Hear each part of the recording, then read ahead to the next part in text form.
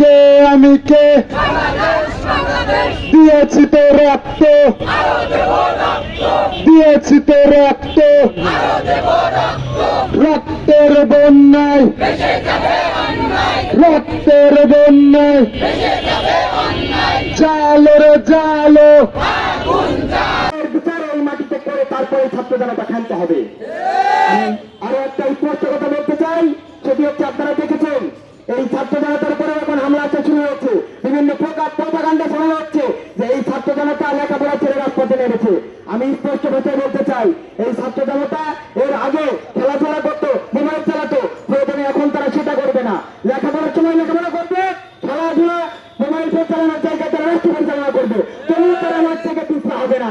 কাজেই তারা এই প্রপাগান্ডা ছড়াচ্ছেন আমরা লেখাপড়া ছেড়ে রাজপথে নেমেছি, রাষ্ট্র সংস্কারের কাজে নেমেছি, তাদের উদ্দেশ্যে বলতে চাই আমরা লেখাপড়া করবো, পাশাপাশি আমরা যে বিনোদন দিতাম, যে সাংস্কৃতিক অঙ্গনে যেতাম, সেটার পরিবর্তে রাজপথে থাকবো। তবুও এই রাষ্ট্র আর কোন সংগঠনের হাতে আমরা যেতে দিব না।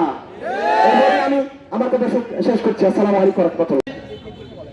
যে আন্দোলন শুরু হয়েছিল নির্দিষ্ট একটা বিষয়ের উপর ভিত্তি করে, ছাত্রদের ন্যায্য অধিকারের ভিত্তিতে, সেই আন্দোলনকে স্বৈরাচার তৎকালীন শাসক এমন একটা বিশৃঙ্খলার দিকে নিয়ে যায় যার মাধ্যমে সে আন্দোলনে নেমে আসে সকল শ্রেণী পেশার মানুষ, এবং তার উপর ভিত্তি করে তৎকালীন স্বৈরা শাসক খুনি হাসিনা মদত পুষ্টে আমাদের ছাত্র ভাইদের উপরে হত্যাযজ্ঞ চালানো হয়।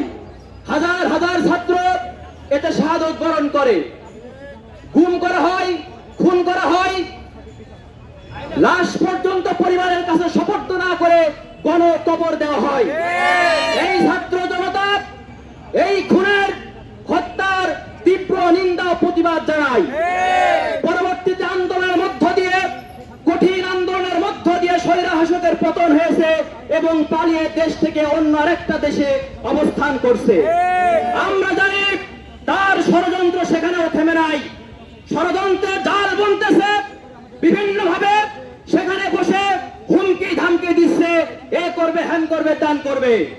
আমরা স্পষ্ট ভাষায় বলতে চাই, আমরা কারোর হুমকি ধামকিতে ভয় পাই না। এই ছাত্র জনতা রক্ত ঝরিয়ে জীবন দিয়ে যে স্বাধীনতা অর্জন করেছে, একটা ছাত্র জীবিত থাকতে স্বাধীনতার উপরে কোন শক্তি হস্তক্ষেপ করবে ছাত্র জনতা মেনে নেবে না। আমরা এই জায়গা থেকে দাবি জানাতে চাই, যারা আমাদের ভাইদেরকে হত্যা করেছে, খুন করেছে, গুম করেছে, তাদেরকে দেশে নিয়ে আসে তাদের বিচারের দাবি জানাই, তাদের ফাঁসি এই বাংলার মাটিতে দেখতে চাই।